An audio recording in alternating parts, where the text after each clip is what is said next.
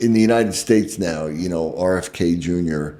has been coming out and talking about all these things about what causes autism and, how we are seeing this incredible rise and how, there's been a lot of problems in the CDC, and everything he's saying is basically truthful, even though I don't think their messaging is great. Like for instance, a lot of what he's talking about, like things like Tylenol or other factors, I wrote about that. I was the first person to ever write a book on really what is the cause of these issues, not just autism, but everything. And, what are the different environmental and genetic factors, and is there a way of potentially preventing that? So I wrote that in 2013, and a lot of what he's talking about now is really straight out of my book. So with me, it was, I saw the problem and I wanted to have a solution. And this isn't ego. I saw the solution that other people weren't seeing.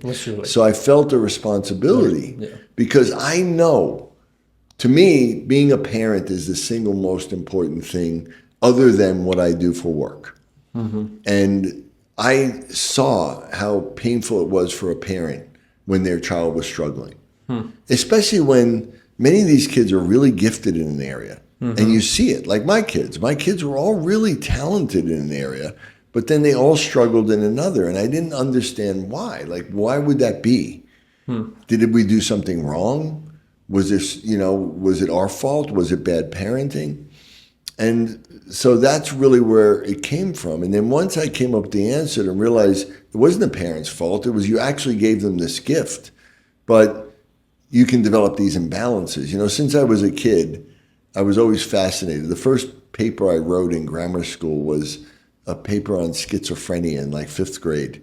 And I always was fascinated by people and famous people in their lives and what they had done, great people in science and sports. And their lives always seemed to end tragically. You ever see that?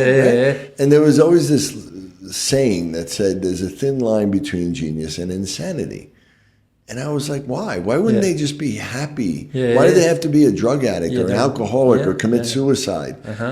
And so I think a lot of that drove me, that curiosity. And I really kind of realized that this is why, because they're so gifted in an area, but this can create a deficit or an imbalance in another area. And so the most talented people are also the most vulnerable to mental health issues. And it all starts in childhood.